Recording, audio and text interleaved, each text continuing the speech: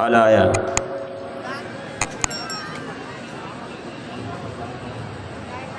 عن عبد الله بن عمر رضي الله تعالى عنه قال قال رسول الله صلى الله عليه وسلم لا تقبل صلاة بغير طهور ولا تقبل صدقة من غلول رواه البخاري أو مسلم. عن أنس رضي الله تعالى عنه قال مر النبي صلى الله عليه وسلم بتمرة في الطريق فقال لولا أني أخاف أن تكون من صدقة لأكلتها رواه البخاري ومسلم. عن أبي هريرة رضي الله تعالى عنه قال أخذ الحسن تمرة بالتمر الصدقة فجعل فيه فقال النبي صلى الله عليه وسلم كيك ليطرحها أما شعرت أن لا نأكل صدقة رواه البخاري ومسلم.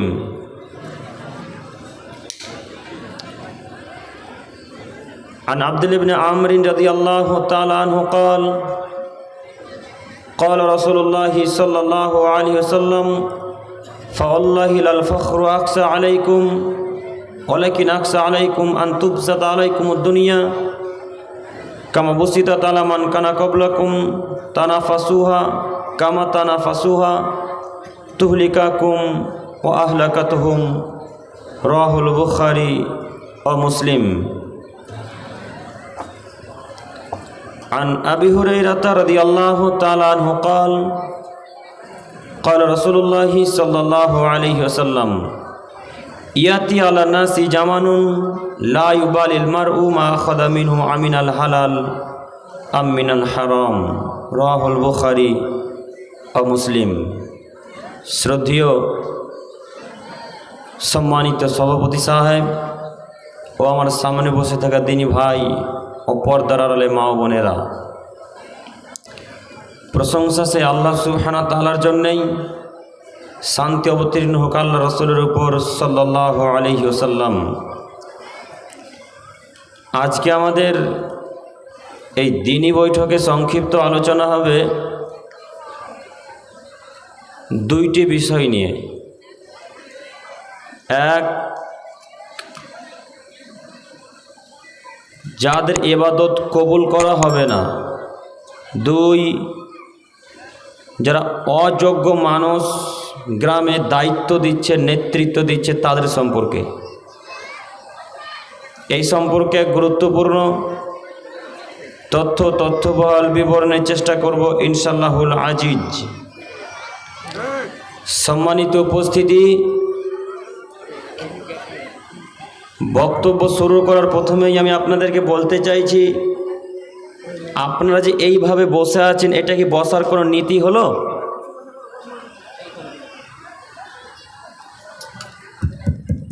মুরব্বী সাহেব, যুবক ভাই, তোমাদেরকে বলছি, এই যে ফাঁকা ফাঁকা জায়গা পিছনে আপনারা দাঁড়িয়েছেন, এটা কি বসার কোনো নীতি হলো? বোঝাতে পারি না কথা মনে হয় আপনাদেরকে আমি। এই ছেলে, এখন এখনো পিছনে, সামনে জায়গা নেই, উঠে আসুন। সামনে তো যথেষ্ট জায়গা আছে, পিছনে কেন আপনি?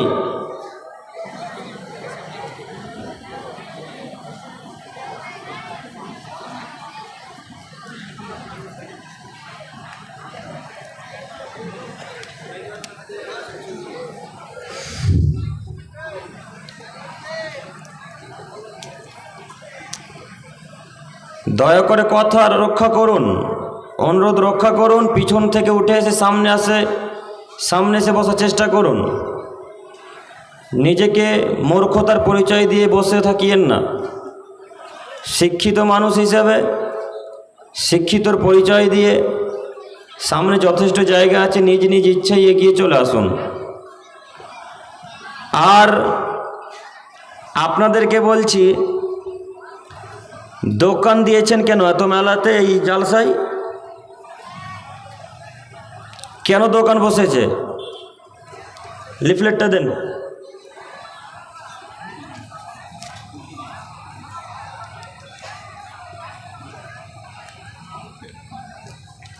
আইলপাড়া গ্রামবাসীর উদ্যোগে বিরাট ধর্মীয় জালসা, নবম মানে 9তম বার্ষিকী আইলপাড়া গ্রামবাসীর উদ্যোগে বিরাট ধর্মীয় জালসা, এইটা আপনারা নাম দিয়েছেন কেন? এইখানে নাম দিতে পারলেন না? 9তম বার্ষিকী আইলপাড়া গ্রামবাসীর উদ্যোগে এক বিরাট ধর্মীয় মেলা। এই যে দায়িত্বশীল যারা আপনারা আছেন, আপনাদেরকে বলছি, নাম দিতে পারলেন না কেন? কাপুরুষ কেন এত? আপনি অযোগ্য মানুষ কেন এত? বেহায়ার পরিচয় দিয়ে পৃথিবীর বুকে বেঁচে থেকে কোনো লাভ নেই। কেন জালসার স্থানে মেলা বসবে? বসবে কেন এত চায়ের দোকান? বসবে কেন এত জিলাপি জুলির দোকান? বসবে কেন বেলুনের দোকান? ওই বেলুনের দোকান যদি না থাকতো, চায়ের দোকান যদি না থাকতো, ঝুড়ি জিলাপির দোকান যদি না থাকতো, এই যে কাপুরুষ ভাই এখন রাস্তায় চলাচল করছে, ওর বাপ নেই, ওর মা নেই নাকি? এমনি পৃথিবীর বুকে এসেছে ওরা, এখন পর্যন্ত রাস্তায় ঘোরাঘুরি করবে মানে? কেন বাজারে ঘুরবে ওরা? ওই মেলার স্থানে যাবে কেন? এই নীতি আপনার খারাপ। আপনার কারণে ছেলেরা আজকে রাস্তায় ঘোরাঘুরি করছে, মেলাতে ঘোরাঘুরি করবে কেন? একটা জালসার একটা নাম দিয়েছেন ধর্মীয় সভা, ধর্মীয় সভাতে মেলা বসবে মানে? বসলো কেন? কত নারী সেখানে লিপ্ত আছে আপনার জানা আছে? কাপুরুষ আপনি, বেহায়া কেন এত? মাথাতে বিদ্যা বুদ্ধি নেই নাকি? মাথাতে যাচ্ছে সবই গোবর নাকি? মগজাত নেই মাথাতে? যাচ্ছে সবই গোবর। এই দোকান যদি আজকে না বসতো, কোনো ছেলে মেয়ে ওখানে যেত? আজকে কোনো ছেলে মেয়ে যেত না। আপনারা কেউ শুধু দোকানের কাছে এত ছেলেরা ঘুরে যাই চলে। এই বোকা ছেলে, তোমাদেরকে বলছি, তোমরা এতবার দোকানে ঘোরাঘুরি করো কেন? এমনিতে পৃথিবীর মুখে এসেছো তুমি, তোমার বাপ নেই, কেন এসেছো জালসার স্থানে তুমি?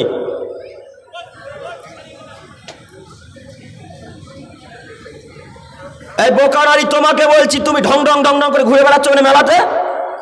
এই যে মুরব্বী সাহেব, আপনি কেন জালসার স্থানে এসেছেন বলুন আগে?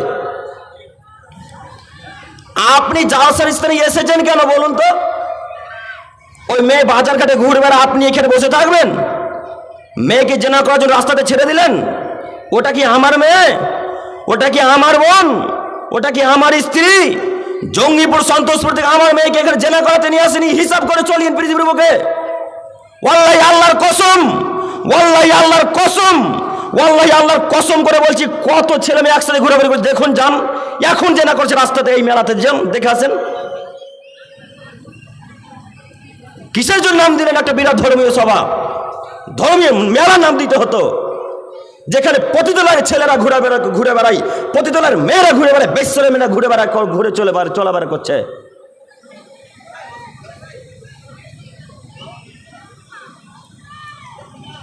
এই ছেলে, আপনারা কি বুঝতে পারছেন না আমার কথা? আপনারা বুঝতে পারছেন নিজের জায়গায়? আপনারা যিনারা দায়িত্ব আছেন, জানতো একজন উঠুন তো, যে কোনো ছেলে যেন খারিয়ে না থাকে। যদি দাঁড়িয়ে যদি বসে থাকতে পারতো, বছর হলে চলে যাও, তোমার শোনার কোনো প্রয়োজন নেই জালসা।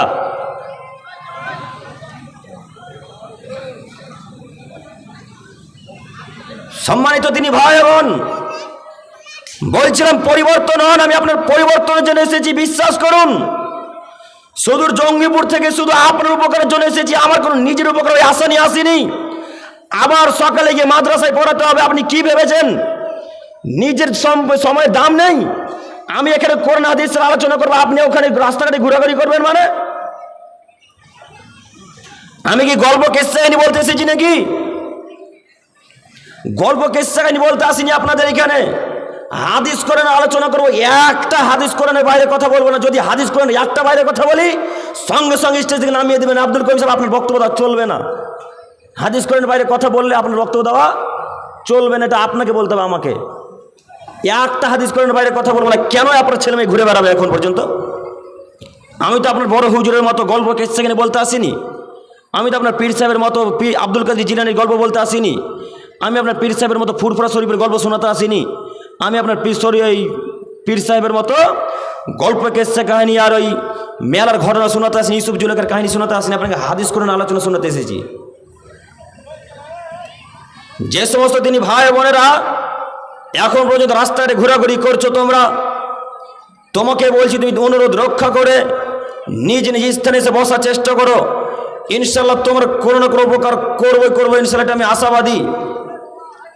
আর সম্মানিত মা বোন, আপনাকে বলছি আপনি দয়া করে মুখের আওয়াজকে বন্ধ করে আমার দিকে এক খেলে চেয়ে থাকুন, দেখবেন আপনার আজকে কোনো না কোনো উপকার করবো, আমি এটা আশাবাদী।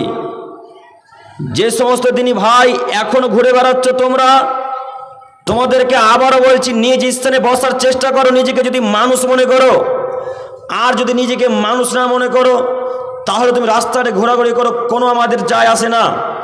রাস্তা দিয়ে যখন আসলাম কত ছেলে আর মেয়ে যে রাস্তা দিয়ে একসাথে চলাফেরা করছে তা আল্লাহ তাআলা ভালো জানে।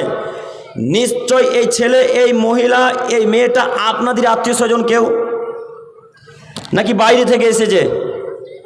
কথা বলেন। আপনাদের কেউ আত্মীয় স্বজন? আপনারই ছেলে, আপনারই মেয়ে, আপনারই বৌমা, আপনার নাতিন, আপনার পতিন, যে হোক একজন হবে। এখন রাস্তায় চলাচল করছে মানে আপনিও নিজেকে মানুষ মনে করেন না, আর আপনার নাতিন পোতা ছেলে মেয়ে তো নিজেকে মানুষই মনে করে না, কুকুর শ্রীগাল মনে করে। যদি কুকুর শ্রীগাল না মনে করতো এইভাবে রাস্তাতে, মেলাতে, দোকানে ঝুড়ি জিলাপি এখনও কিনতো না। আব্দুল করিম সাহেব এত কড়া করে বলছেন কেন? এত কড়া করে না বললে হয় না? জি না, এত কড়া করে না বললে হয় না। আপনাকে কাল থেকে জিন্দগিতে আর কড়া করে বলবো না। আজকে আপনি দোকান পাশের ঘুরে বন্ধ করে দেন, জিন্দগিতে আর বলবো না। আজকে বন্ধ করে দেন, এখনই বন্ধ করে দেন, আমি চুপ করে যাব।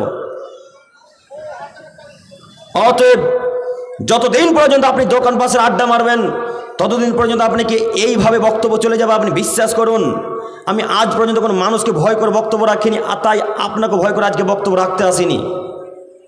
দিন রাত পিতা মাতাকে বলি, পিতা তো নেই, মারা গেছে, মাকে দিন রাত বলি আম্মা আমার জন্য দোয়া করবেন, আমার জন্য দিন রাত দোয়া করবেন, সব সময় দোয়া করবেন। আমি যেন জাতির সামনে জোরালো কণ্ঠে এইভাবে বক্তব্য দিতে পারি, কোনো মানুষ যেন আমাকে ধমকি বন্ধ করে না দিতে পারে আমার মুখকে। দিন রাত বলি। সম্মানিত দিনী ভাই, অতএব কথাকে মূল্যায়ন করুন। আমাদের বিষয় হচ্ছে ইবাদত কবুল হবে না যে সমস্ত কাজকর্ম করলে এই সম্পর্কে যে সমস্ত বিষয়গুলি মানুষের জন্য খুব জরুরি ও গুরুত্বপূর্ণ, সেই সব বিষয়গুলির মধ্যে একটি বিষয় হচ্ছে হালাল রুজি। মানুষের যদি হালাল রুজি না থাকে তাহলে তার পৃথিবীতে কোনো ইবাদত কবুল হবে না। মানুষের যদি হালাল রুজি না থাকে তাহলে তার পৃথিবীতে কোনো ইবাদত কবুল হবে না। ঠিক ওই ইবাদতের মতো। কোন ইবাদত? সলাত। সলাতের মতো। সলাত এমনই একটা ইবাদত যে কোনো মানুষের সুবিধা অসুবিধা বোঝে না।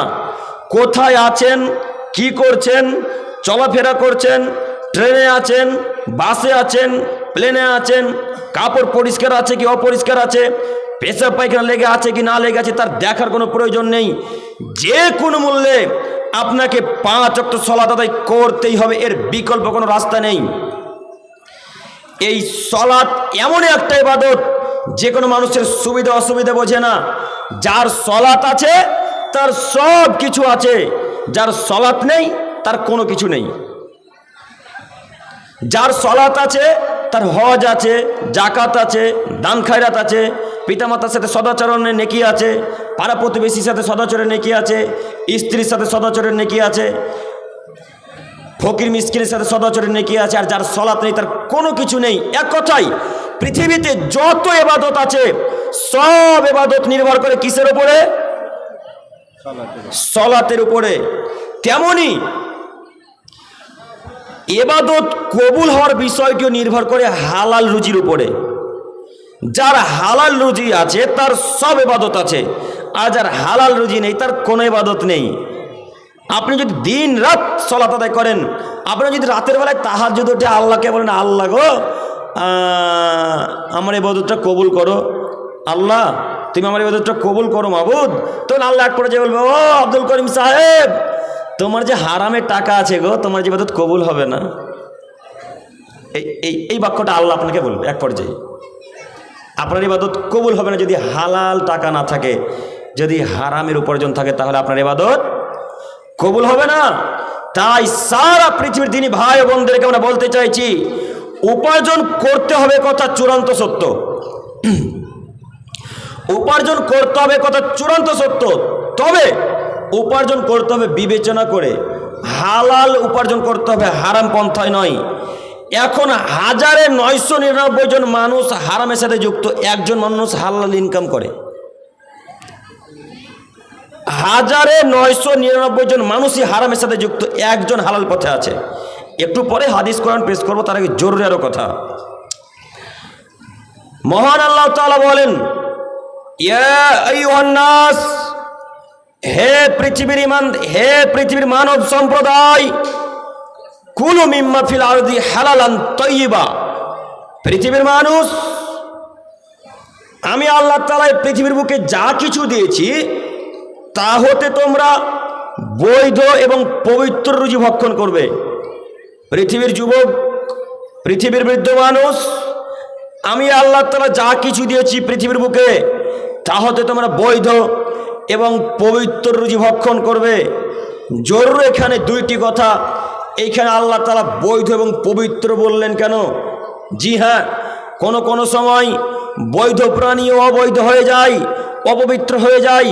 আব্দুল করিম সাহেব, কিভাবে বৈধ প্রাণী অবৈধ হয়ে যায়? জি, গরু, ছাগল, উট, দুম্বা, ভেড়া এ যাবতীয় সমস্ত প্রাণী হচ্ছে হালাল প্রাণী, বৈধ প্রাণী।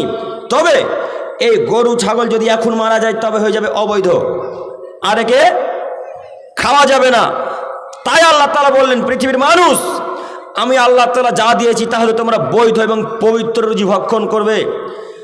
অন্যত্রে মহান আল্লাহ তাআলা বলেন, ইয়া আইয়ুহাল্লাযীনা আমানু, হে পৃথিবীর ইমানদার মানব সম্প্রদায়, ইন্নামাল খামরু ওয়াল মাইসির ওয়াল আনসাব ওয়াল আজলাম রিজসুম মিন আমালিশ শাইতান। তোমরা মদ, জুয়া, প্রতিমার পূজা করা এবং ভাগ্যবাজি করা থেকে বিরত থাকবে। আল্লাহ তাআলা বলছেন, পৃথিবীর মানুষ মদ, জুয়া, প্রতিমার পূজা করা এবং ভাগ্যবাজি করা থেকে বিরত থাকবে। কেন? রিজসুম মিন আমালিশ শাইতান, এগুলো হচ্ছে শয়তানের অপবিত্র কর্ম।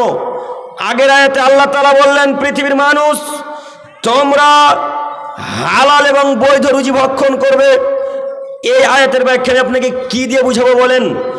আল্লাহ বলছেন হালাল এবং বৈধ রুজি ভক্ষণ করবে। এই যুবক, তোমাকে বলছি শোনো, এত বড় পৃথিবীতে আল্লাহ তাআলা এত প্রকারের খাদ্য দিয়েছেন, এত প্রকারের পানি জাতীয় জিনিস দিয়েছেন, এত প্রকারের খাদ্য থাকা সত্ত্বেও তোমাকে ওই হারাম বস্তুই জুটলো তোমার কপালে, হারাম খাদ্য জুটলো।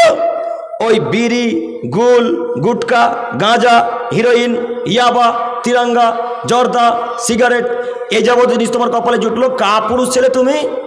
এই ছেলে, তোমাকেই বলছি, আল্লাহ তাআলা এত বড় পৃথিবীতে হালাল জিনিস দিয়েছেন, হালাল খাবার দিয়েছেন, হালাল বস্তু দিয়েছেন, তো এত বড় পৃথিবীতে তোমার হালাল খাবার জুটলো না, ওই হারাম খাবারে জুটলো। মুরব্বী সাহেব, আপনাকেও বলছি, এত বড় পৃথিবীতে হালাল খাদ্য জুটলো না আপনার কপালে? ওই গুল মাজতে হবে, ওই বিড়ি পান করতে হবে। এখন যদি এই স্থানে চেক করা হয় প্রায় মানুষের পকেট, তো প্রায় মানুষের পকেটে বিড়ি আর দেশলাই পাওয়া যাবে। এ নাকি আপনি মুসলিম? ছি, লজ্জা হয় না আপনার? হায়া হয় না? ইতস্তবোধ হয় না কেন? বোধগম্য হয় না কেন? বোধোদয় হয় না কেন? লজ্জা বোধ থাকা উচিত, ইতস্তবোধ থাকা উচিত, হায়াবোধ থাকা উচিত। এটা একটা দিনই সভা, এটা একটা দিনই আলোচনা, এটা ইসলামিক একটা সভা। আপনার পকেটে বিড়ি দেশলাই থাকবে মানে আপনার মতো মানুষকে আজকে মাটি তলে পুঁতে দিতে এসেছি, মনে রাখিয়েন। আপনার মতো মানুষকে আজকে মাটি তলে কবর দিতে এসেছি, আপনি মনে রাখিয়েন। আপনার বিদ্যা নেই, আপনার বুদ্ধি নেই, আপনি মানুষ নন, আপনি একজন পশু প্রাণীর মতো জীবনযাপন করছেন। কেন পকেটে বিড়ি দেশলাই থাকবে? কেন পকেটে হারাম খাদ্য জিনিস থাকবে? কেন হারাম খাদ্য লিপ্ত হবেন? আপনার কিভাবে আপনাকে আমি বোঝাই? আল্লাহ তাআলা বলছেন, পৃথিবীর মানুষ, তোমরা হালাল এবং বৈধ রুজি ভক্ষণ করবে। বিড়ি, গুল, গুটকা, গাঁজা, হিরোইন এগুলো হারাম। বিড়ি, গুল, গুটকা, গাঁজা, হিরোইন এগুলো হারাম। বিড়ি, গুল, গুটকা, গাঁজা, হিরোইন এগুলো হারাম, টোটালাই হারাম, পুরোপুরি হারাম, সম্পূর্ণরূপে হারাম। দেখি কোন মায়ের বেটা যে প্রমাণ করতে পারে হালাল। একেবারে স্পষ্ট হারাম, এ কথা আল্লাহ তাআলা বলেন, এ কথা মুহাম্মদ সাল্লাল্লাহু আলাইহি সাল্লাম বলেন। এখন আপনার পকেটে বিড়ি এসলাই আছে, মানে কি দেখাতে চাচ্ছেন নিজেকে? শয়তানের অনুসারী হয়েন না। শয়তানের পথে চলে যে জাহান্নামে যাবে সে, শয়তানের পথে চলবে যে জাহান্নামে যাবে সে। দেখবেন, দেখুন আপনাকে দেখাচ্ছি। মহান আল্লাহ তাআলা বলেন, রিজসুম মিন আমালিশ শয়তান, এইগুলি হচ্ছে শয়তানের অপবিত্র কর্ম। ফাজতানিবুহু, পৃথিবীর মানুষ তোমরা এইগুলি থেকে বিরত থাকো, লাআল্লাকুম তুফলিহুন, তাহলে তোমরা সফলতা লাভ করবে। তো পকেটে এখনো বিড়ি দিয়ে চালাই আছে, নিজেকে সফল ব্যক্তি ভাবছেন? কথা মানে বুঝতে পারিনি আপনাদেরকে, বলেন কথা কি আবার বুঝতে পারছেন? পকেটে এখনো বিড়ি দিয়ে চালাই থাকে, নিজেকে সফল ব্যক্তি ভাবছেন? ছি ছি ছি ছি ছি ছি ছি, মাথাতে যা আছে সবই গোবর, মগজই নাই।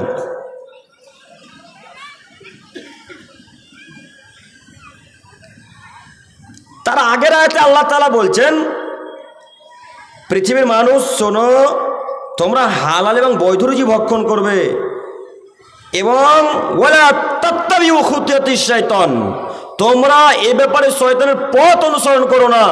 ইন্নাহু লাকুম আদুউম মুবিন, শয়তান তোমাদের খোলাখুলি শত্রু, শয়তান তোমাদের প্রকাশ্য শত্রু, শয়তান তোমার চিরশত্রু।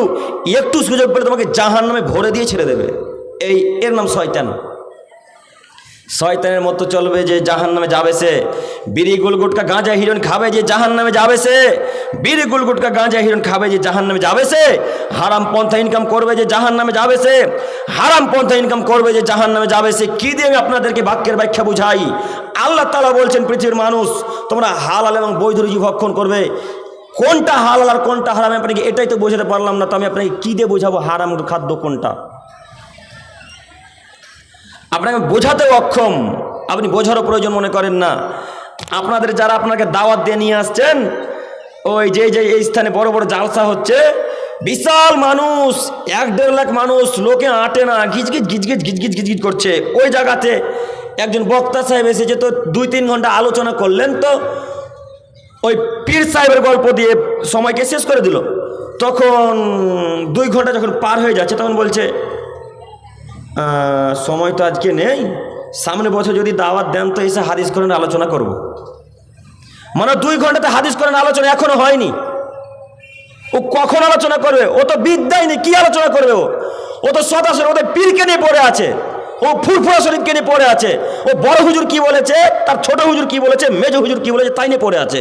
আর ওকে আপনারা দাওয়াত দিয়ে নিয়ে আসছেন, 40,000 50,000 টাকা দিয়ে নিয়ে আসছেন উত্তরপ্রদেশ থেকে। কি উপকার হবে জাতিরে? এই ব্যক্তি জাতির কি উপকার করবে? ও তো নিজে কবরে গিয়ে সিজদা করে, জাতির কি উপকার করতে এসেছে ও? সম্মানিত দিনী ভাই, পরিবর্তন হন, আমি আপনার পরিবর্তন চাই। হারাম পন্থা ইনকাম করিয়েন না, হালাল পথে ইনকাম করুন। এরপর আয়াত মহান আল্লাহ তাআলা বলেন, ইয়া আইয়ুহাল্লাযীনা আমানু, হে পৃথিবীর ইমানদার মানব সম্প্রদায় শোনো, কুলু মিন তাইয়্যিবাতি মা রাযাকনাকুম, আমি আল্লাহ তাআলা যা দিয়েছি তা হতে তোমরা পবিত্র রুজি ভক্ষণ করবে। আনিশকুরলি অশকুরলি, এবং তোমরা শুকরিয়া আদায় করবে। ইন কুনতুম ইয়াহু তা'বুদুন, যদি তোমরা আমার ইবাদত করে থাকো। আল্লাহ তাআলা বলছেন, পৃথিবীর ইমানদার মানব সম্প্রদায় শোনো, আমি আল্লাহ তাআলা যা দিয়েছি তোমরা তা হতে বৈধ রুজি ভক্ষণ করবে, পবিত্র রুজি ভক্ষণ করবে। অশকুরুলিল্লাহ, তোমরা আল্লাহ তাআলার শুকরিয়া আদায় করবে। ইন কুনতুম ইয়াহু তা'বুদুন, যদি তোমরা আমার ইবাদত করে থাকো। মানে আল্লাহ তাআলা এখানে বলছেন, যারা আমার ইবাদত করে তারাই আমার শুকরিয়া আদায় করবে, যারা আমার ইবাদত করে না তারা আমার শুকরিয়া আদায় করবে না। যারা আমার ইবাদত করে না তারা আমার শুকরিয়া আদায় করবে না। যারা আমার ইবাদত করে না তারা শুকরিয়া আদায় করবে না। দেখবেন, একটু দেখবেন যে শুকরিয়া আদায় করবে কিনা, দেখাচ্ছি দেখুন। এই এখনই আলোচনা হওয়ার পরে আপনি একজন বেনামাজিকে জিজ্ঞাসা করুন যে, ভাই সাহেব আপনার সংসার কেমন চলছে?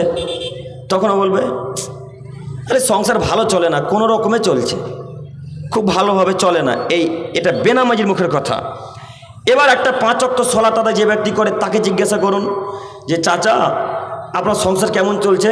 তখন ও ব্যক্তি বলবে, আলহামদুলিল্লাহ খুব ভালোভাবে আমার সংসার চলছে।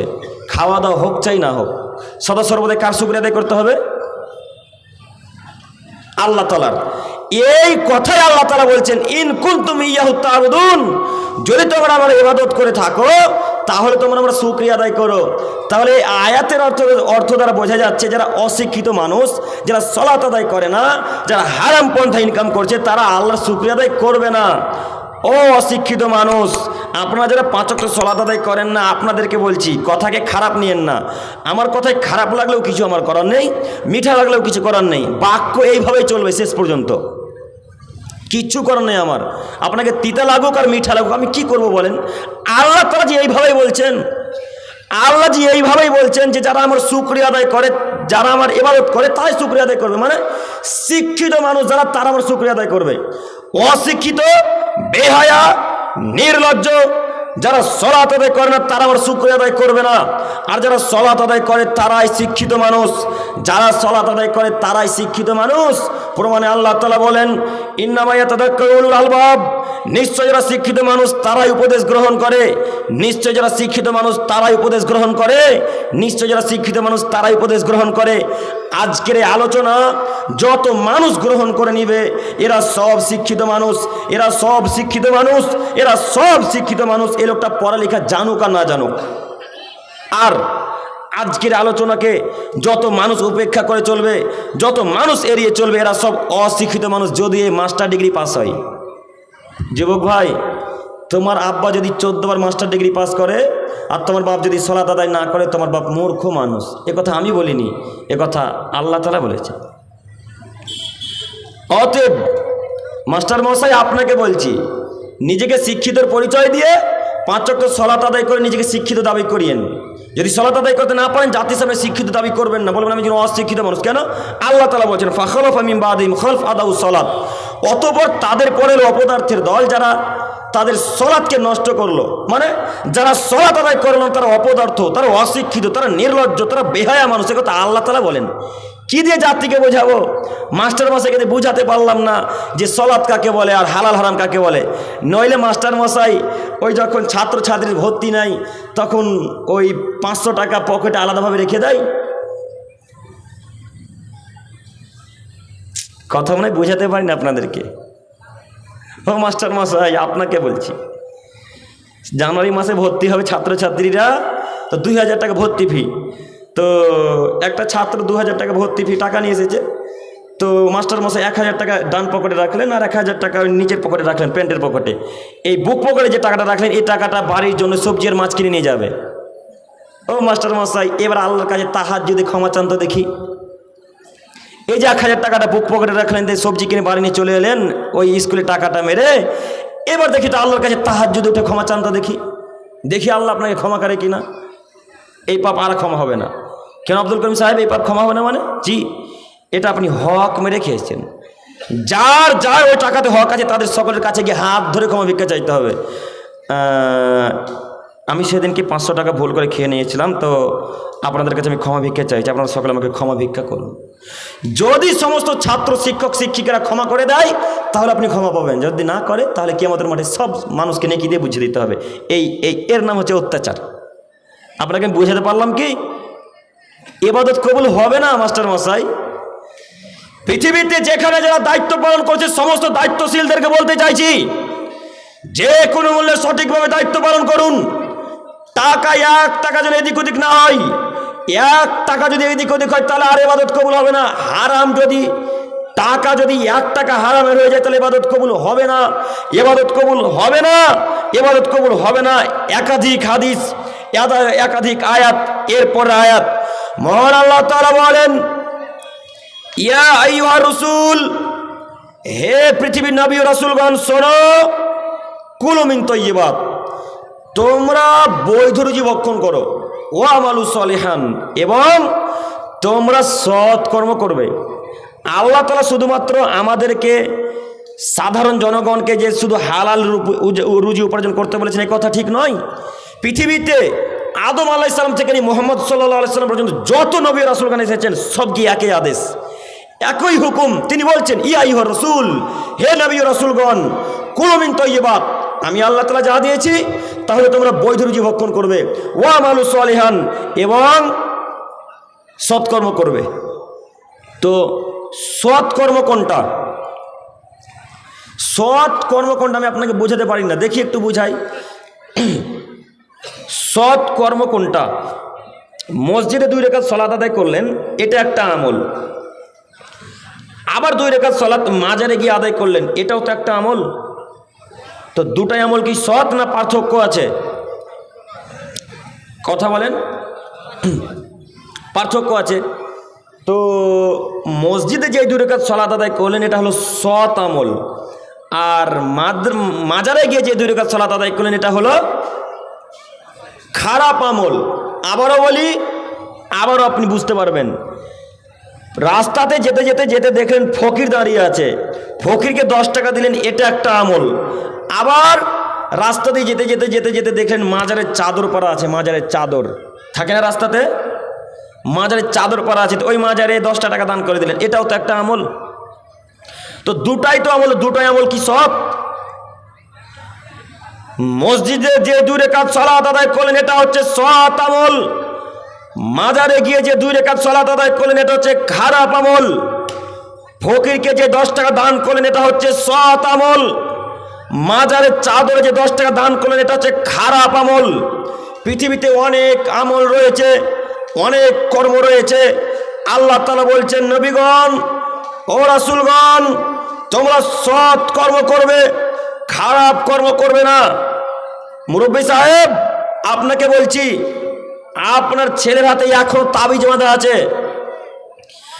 আপনার ছেলের হাতে এখনো তাবিজ বাঁধা আছে, বলেন এটা সৎ আমল না খারাপ আমল? আপনার স্ত্রীর হাতে এখনো ওই গলাতে তাবিজ ঝুলছে, বলুন এটা সৎ আমল না খারাপ আমল? আল্লাহ রাসূল সাল্লাল্লাহু আলাইহি ওয়াসাল্লাম বলছেন, মান তাআল্লাকা তামিমা ফাকাদ আশরাকা, যে ব্যক্তি তাবিজ ব্যবহার করলো সে শিরক করলো, যে ব্যক্তি তাবিজ ব্যবহার করলো সে শিরক করলো, যে ব্যক্তি তাবিজ ব্যবহার করলো সে শিরক করলো। আপনার ছেলের হাতে এখনো তাবিজ আছে মানে আপনি শিরক দিয়ে পরিপূর্ণ, আপনার পুরো জীবনটা শিরক দিয়ে পরিপূর্ণ, শিরকের উপর চলছেন আপনি। ছেলের হাতে তাবিজ থাকবে না। মহান আল্লাহ তাআলা বলছেন, যে ব্যক্তি শিরক করে মৃত্যুবরণ করবে আমি আল্লাহ তাআলা তার উপর জান্নাতকে হারাম করে দিলাম। যে ব্যক্তি শিরক করে মৃত্যুবরণ করবে আমি আল্লাহ তাআলা তার উপর জান্নাতকে হারাম করে দিলাম। যে ব্যক্তি শিরক করে মৃত্যুবরণ করবে আমি আল্লাহ তাআলা তার উপর জান্নাতকে হারাম করে দিলাম। বলেন আপনার পরিবারে এখনো শিরক চলে কিনা? মুরব্বী সাহেব শুনুন, আজকে আলোচনা শুনে গিয়ে বাড়িতে গিয়ে সর্বপ্রথম কাজ হবে আপনার স্ত্রীর হাতে যে তাবিজটা পরা আছে, গলাতে যে তাবিজটা ঝুলছে, সঙ্গে সঙ্গে গিয়ে ছিঁড়ে ফেলে লাথি মেরে ড্রেনে ভাসতে দিবেন, আর বলবেন তোমার মুখে আমি লাথি মারি, তোমার মুখে আমি লাথি মারি, তোমার মুখে আমি লাথি মারি, এইভাবে পা দিয়ে ডট দেবেন, তাবিজটাকে ডট দিয়ে ড্রেনে ভাসতে ফেলে দেবেন, আর বলবেন আজ থেকে কিয়ামত পর্যন্ত আমি যতদিন বেঁচে থাকবো বাড়িতে ততদিন পর্যন্ত তুমি আমার বাড়িতে স্থান পাবে না। বলতে পারবেন না? বলতে পারবেন না আপনারা? পারবেন না বলেন? তার মানে তাবিজ থাকবে হাতে।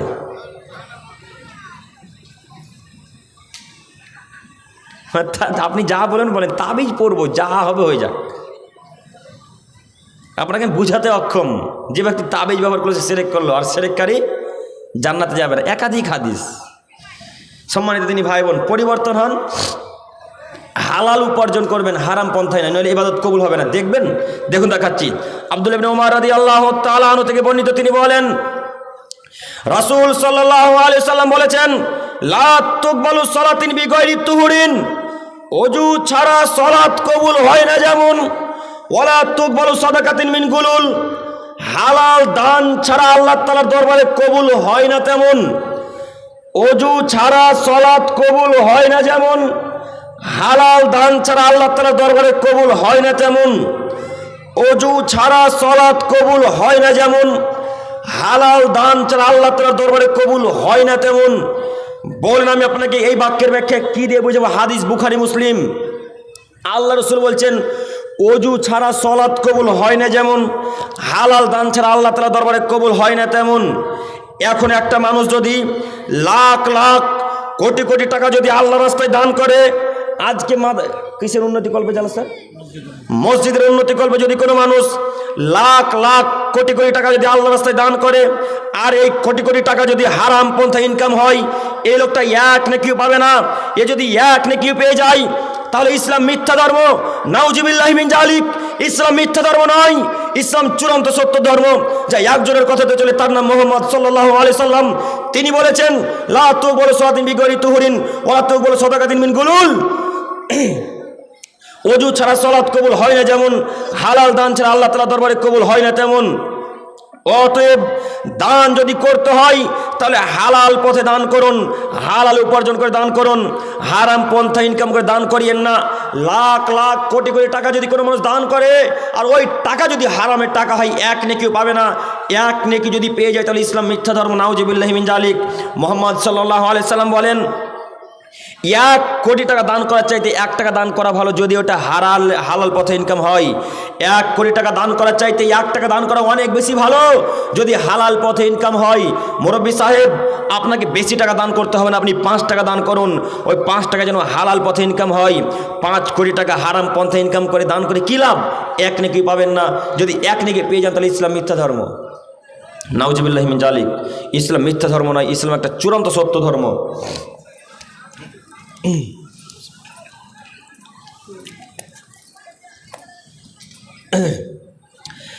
অতএব সমস্ত দিনই ভাই বোনদেরকে আমরা বলতে চাইছি, যুবক ভাইদেরকে বিশেষ করে বলছে, আপনারা উপার্জন করবেন যখন একটু বিবেচনা করে উপার্জন করবেন, হালাল পন্থা ইনকাম করবেন, হারাম পন্থা ইনকাম করবেন না। হালাল পন্থা ইনকাম করুন, হারাম পন্থা ইনকাম করিয়েন না। আপনি বিশ্বাস করুন, আল্লাহ রসুলের হাদিসের বাক্য আমি আপনাকে কি দিয়ে বুঝাই? আপনি বিশ্বাস করুন, আল্লাহ রসুলের হাদিসের বাক্য আমি আপনাকে কি দিয়ে বুঝাবো?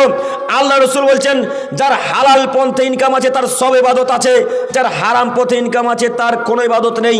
যার হালাল পথে ইনকাম আছে তার সমস্ত ইবাদত আছে, যার হারাম পন্থে ইনকাম আছে তার কোনো ইবাদত নেই। তার জাকাত নাই, তার হজ নাই, তার সালাত নাই, তার তাহাজ্জুদের সালাত নাই, তার পিতামাতার সাথে সদাচরণের নেকি নাই, পাড়া প্রতিবেশীর সাথে সদাচরণের নেকি নাই, কোনো নেকি থাকবে না যদি হারাম পন্থে ইনকাম হয়। অতএব যুবক ভাই ও বৃদ্ধ পিতামাতাদেরকে আমরা বলতে চাইছি, একটু হালাল পথে ইনকাম করার চেষ্টা করিয়েন, হারাম পন্থা ইনকাম করিয়েন না। এরপরের হাদিস আব্দুল্লাহ ইবনে উমর রাদিয়াল্লাহু তাআলা আনহু থেকে বর্ণিত, তিনি বলেন, রাসূল সাল্লাল্লাহু আলাইহি ওয়াসাল্লাম বলেছেন, আরবাউন ইযা কুন্না ফিকা ফালালাইকা মা ফাতাকা মিনাদ দুনিয়া। হে আব্দুল্লাহ ইবনে উমর, শোনো শোনো শোনো, তোমার কাছে যদি 4টি জিনিস থাকে আর এই সারা পৃথিবীর সমস্ত জিনিস যদি তোমার কাছ থেকে চলে যায় আব্দুল্লাহ ইবনে উমর, তাহলে তুমি ইহকালেও লাভবান, পরকালেও লাভবান। যদি তোমার কাছে 4টি জিনিস থাকে আর সারা পৃথিবীর জিনিস যদি তোমার কাছ থেকে চলে যায়, তোমার কোনো পরোয়া নেই, তুমি ভয় করবে না। সমস্ত বাড়ি ঘর, পিতামাতা, ছেলে মেয়ে, স্ত্রী, ছেলে মেয়ে, বাড়ি ঘর, টাকা পয়সা, ধন দৌলত, জমি জায়গা, যদি সব কিছু তোমার কাছ থেকে চলে যায় আব্দুল্লাহ ইবনে উমর, আর তোমার কাছে যদি 4টি জিনিস থাকে, তাহলে তুমি ইহকালেও লাভবান, পরকালেও লাভবান। 4টি জিনিস থাকলে আপনার জান্নাত আছে, 4টি জিনিস যদি না থাকে তাহলে জাহান্নাম নিশ্চিত। তার 1 নম্বর হচ্ছে সিদকু হাদিসিন, সত্য কথা। সত্য কথা বলে কে? 4টি জিনিস যারা আছে তার সব কিছু আছে। মুরব্বী সাহেব, আপনার কথা বুঝতে পারছেন তো? যার 4টি জিনিস আছে তার সব কিছু আছে। তার 1 নম্বর হচ্ছে সিদকু হাদিসিন, সত্য কথা। এই যে আপনাদেরকে বলছি, আপনারা এইভাবে উঠাউঠি করছেন কেন? আর আপনাদেরকে আমি কি কথা বোঝাতে পারছি না, না কেমন কি? এর থেকেও কি আরো খারাপ করা করে বলা লাগবে? কেন উঠাউঠি করেন এইভাবে? আমি কি এতক্ষণ পর্যন্ত একটাও কোনো হাদিস কোরআনের বাইরে কথা বলেছি?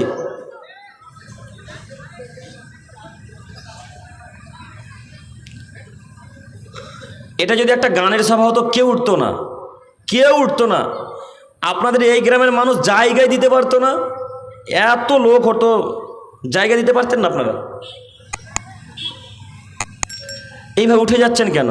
মূল্যায়ন করুন কথাকে। আমি তো আপনার উপকারের জন্য এসেছি জঙ্গিপুর থেকে।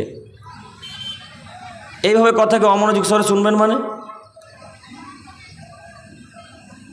দয়া করে অনুরোধ রক্ষা করুন, চুপচাপ বসে থাকুন, নড়াচড়া করবেন না, নইলে আপনি হাদিসের অর্থ বুঝতে পারবেন না। আল্লাহ রাসূল বলছেন, 1 সিদকু হাদিসিন, সত্য কথা। সত্য কথা বলে কে? সত্য কথা কে বলে? সত্য কথা তো 1999 জন মানুষই বলে না, একজন সত্য কথা বলে। দেখবেন, আপনাকে দেখাচ্ছি, দেখুন। আপনি এইখানে এখন উপস্থিত জালসার স্থানে আছেন, আর আপনার বন্ধু আব্দুর রহমান রতবাড়ি থেকে কল করেছে। তো আপনাকে জিজ্ঞাসা করছে, হ্যাঁ রে আবদুল্লাহ কোথায় আছিস? ফোনে জিজ্ঞাসা করছে, আবদুল্লাহ কোথায় আছিস? তো আপনি বলছেন আপনার আব্দুর রহমান বন্ধুকে যে আমি আসছি, তোমার কাছেই আসছি। আর আপনি বসে আছেন কোথায়? এই মাহফিলে, জালসার স্থানে আজকে এখন বসে আছেন উপস্থিত। আর আপনার আব্দুর রহমান বন্ধু বলছে আমাকে আনতে আই, তো বলছে কোথায় আছিস? তো এই এবার রথবাড়ি ঢুকবো, কাছাকাছি চলে এসেছে, অথচ জালসার স্থানে বসে আছেন। তো এটা কি সত্য কথা হলো? মা ও বোনেরা প্রায় মিথ্যা কথা বলে, এরা তো আরও মিথ্যা কথা। ঝগড়া লাগলে শুধু কথায় কথায় মিথ্যা কথা। একবার যদি ঝগড়া লেগে যায় তো সব কথা 14 বছর আগে কি ঘটনা ঘটেছে সব বলে দেবে। সম্মানিত তিনি ভাই বোন, সত্য কথা বলুন, ইহকালও বেঁচে যাবেন, পরকালও বেঁচে যাবেন। 2, হিফজু আমানাতিন, আমানতের রক্ষা করা। আমানতের রক্ষা করে কে? আমানত রক্ষা বোঝেন? আমানত রক্ষা করে কে? 10 পয়সা ধ্বংস করে দিচ্ছে যারা দায়িত্বে আছে, তারা সবাই আমানত রক্ষা করে না। ও সর্দার সাহেব, আপনাকে আমি হাজারো দিন আলোচনায় বলেছি, মসজিদ মাদ্রাসায় এবং জালসার স্থানে, যে আপনি এই দায়িত্ব ত্যাগ করুন, এই সরকারি পদ ত্যাগ করুন, এই সরকারি পদ ত্যাগ করুন, মাঠে ঘাটে কাজ করে খান। সর্দার সাহেব, এই দায়িত্ব নিয়েন না, ক্যাশের দায়িত্ব নিয়েন না। যদি সঠিক মতো হিসাব না দিতে পারেন, আমানত যদি রক্ষা করতে না পারেন, তাহলে দায়িত্ব নিয়েন না, পদ ছেড়ে দেন, মাঠে ঘাটে কাজ করে এখানে। আপনাকে হাজারো দিন বলেছি, শুধুমাত্র আপনার কারণে মসজিদ মাদ্রাসা শিক্ষকেরা, মসজিদের ইমাম সাহেবের ঠিক মতো বেতন পায় না, শুধু আপনার কারণে। আপনি যদি টাকাকে হেফাজতে রাখতেন, আমানত যদি রক্ষা করতেন, তাহলে মসজিদ মাদ্রাসা যত শিক্ষক আছে সব মাসগুলো ঠিক মতো টাকা পেয়ে যেত। আপনার কারণে শুধু মসজিদ মাদ্রাসা শিক্ষকেরা, ইমাম সাহেবেরা বেতন পায় না ঠিক মতো। মাস পার হয়ে যাচ্ছে, 14-15 তারিখ হয়ে যাচ্ছে, তাও মাসের টাকা পায় না আপনার কারণে। বছর শেষে যখন হিসাব করতে বসছে সবাই মিলে কমিটির লোক, তখন 20,000 টাকা কম, তখন 30,000 টাকা কম, তখন 50,000 টাকা কম। ঘটে না এরকম ঘটনা? ঘটে। কেন ঘটে? যারা দায়িত্ব আছে তারা সব অশিক্ষিত মানুষ, যারা দায়িত্ব আছে তারা সব মূর্খ মানুষ, যারা দায়িত্ব আছে তারা সব নির্লজ্জ মানুষ। একথা আমি বলিনি, একথা মুহাম্মদ সাল্লাল্লাহু আলাইহি সাল্লাম বলেছেন। দেখবেন হাদিস, হাদিস দেখা যায়, তখন বুখারী মুসলিমের হাদিস। আবু হুরায়রা রাদিয়াল্লাহু তাআলা আনহু থেকে বর্ণিত, তিনি বলেন, বাইনামান নবী সাল্লাল্লাহু আলাইহি সাল্লাম এই যে যা আরবিয়ুন, একদা আমরা আল্লাহ রসুলের কাছে বসেছিলাম, হঠাৎ একটা গ্রামের পল্লীর মানুষ, একটা বেদুইন অশিক্ষিত মানুষ আল্লাহ রসুলের কাছে এসে আল্লাহ রসুলকে বলছেন, আল্লাহ রসুল মাতাস সাত, কিয়ামত কখন হবে বলেন। অশিক্ষিত মানুষ, একটা গ্রামের পল্লীর মানুষ, একেবারে ঢুকে একবারে হরমর করে ঢুকে গেছে আল্লাহ রসুলের কাছে, হরমর করে ঢুকে গিয়ে বলছে, আল্লাহ রসুল বলেন মাতাস সাত, কিয়ামত কখন হবে। আর আবু বকর, উমর, আবু হুরায়রা, উসমান, আলী, এরা তো খুব সম্মানিত মানুষ, এরা চুপচাপ বসে আছে। এরা তো কথা জিজ্ঞাসা করে না, যে এত বড় মানুষ, বিশ্বের নবী, কিভাবে কথা জিজ্ঞাসা করা যায়?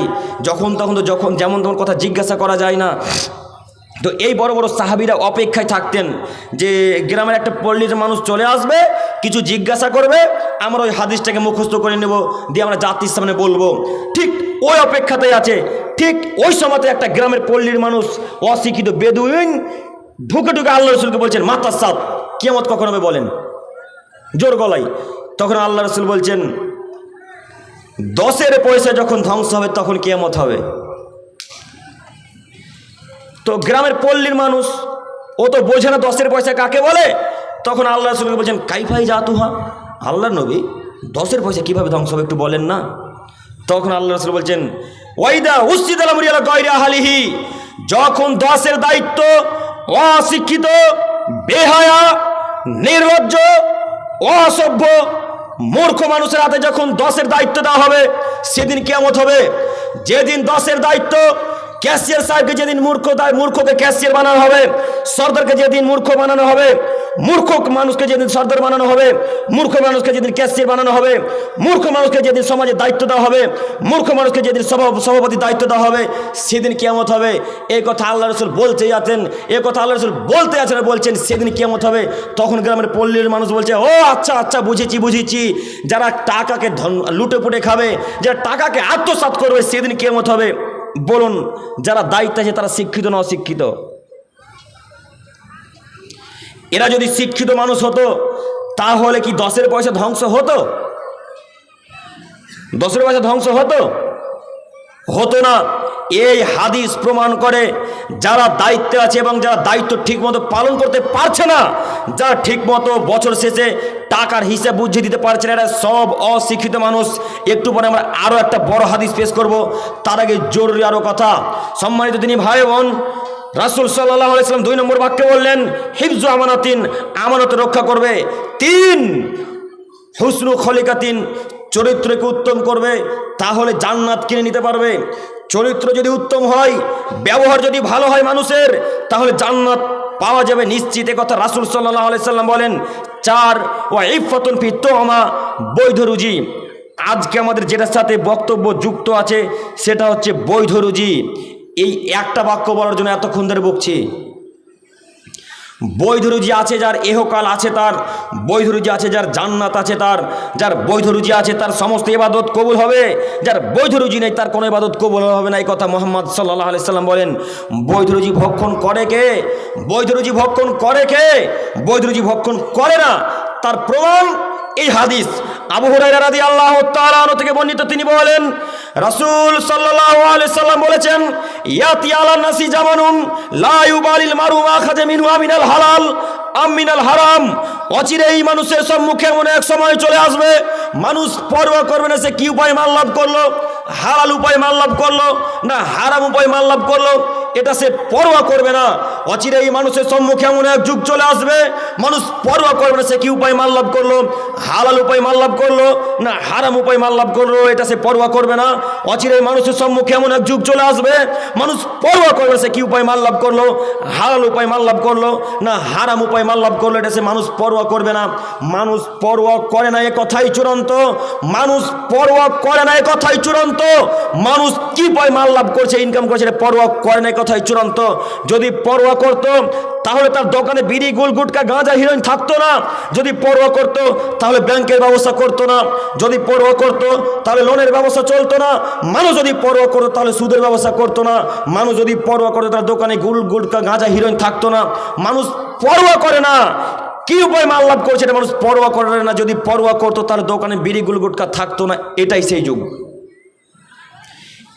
এটাই সেই যুগ। রাসূল সাল্লাল্লাহু আলাইহি সাল্লাম বলেন অচিরেই মানুষের সম্মুখে এমন এক সময় চলে আসবে, মানুষ পরোয়া করবে সে কি উপায় মাল লাভ করলো। হাদিস বুখারী মুসলিম। বুখারী মুসলিমের হাদিস। কি দিয়ে আমি আপনাদেরকে অর্থ বোঝাবো বলুন? রাসূল সাল্লাল্লাহু আলাইহি সাল্লামের মুখে বাণী দ্বারা বোঝা যাচ্ছে মানুষ উপার্জন করবে কথা ঠিক, তবে পরোয়া করবে না হালাল পথে ইনকাম করছে না হারাম পথে। 1999 জন মানুষ পরোয়া করে না কি উপায় মাল লাভ করছে। 1999 জন মানুষ উপার্জন কিভাবে উপার্জন করছে সেটা পরোয়া করে না। দেখবেন একটু পরোয়া করছে না, দেখাচ্ছি আপনাকে। দেখুন, আপনাদের গ্রামে লোনের ব্যবস্থা চলে? লোন চলে? আচ্ছা, লোন চলে। আপনাদের গ্রামে বিড়ির ব্যবস্থা চলে? দোকানে বিড়ি থাকে। তো রাসূল সাল্লাল্লাহু আলাইহি সাল্লামের এই হাদিস, বুখারী মুসলিমের হাদিসকে কি করবেন? ওই সকালবেলায় পুরাবেন যে ছাই করে দাঁত মাজবেন যে কুলি করে ফেলে দিবেন নাকি?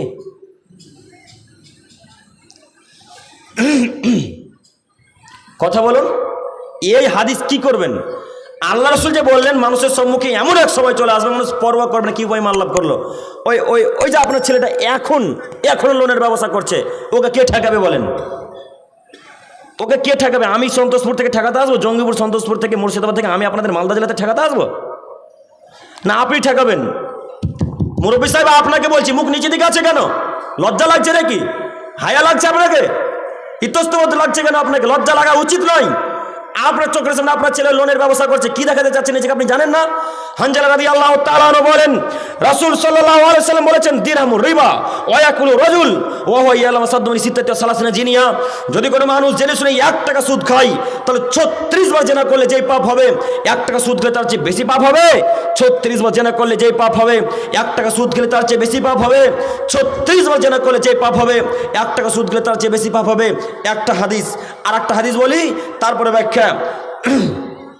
আবু হুরায়রা রাদিয়াল্লাহু তাআলা আনহু থেকে বর্ণিত, তিনি বলেন রাসূল সাল্লাল্লাহু আলাইহি সাল্লাম বলেছেন আর রিবাউ সাবুনা হুবান আইসারু আইয়ান কে রাজুলা উম্মাহু, সুদের 70টা ভাগ রয়েছে, সুদের 70টা ভাগ রয়েছে, সুদের 70টা স্তর রয়েছে।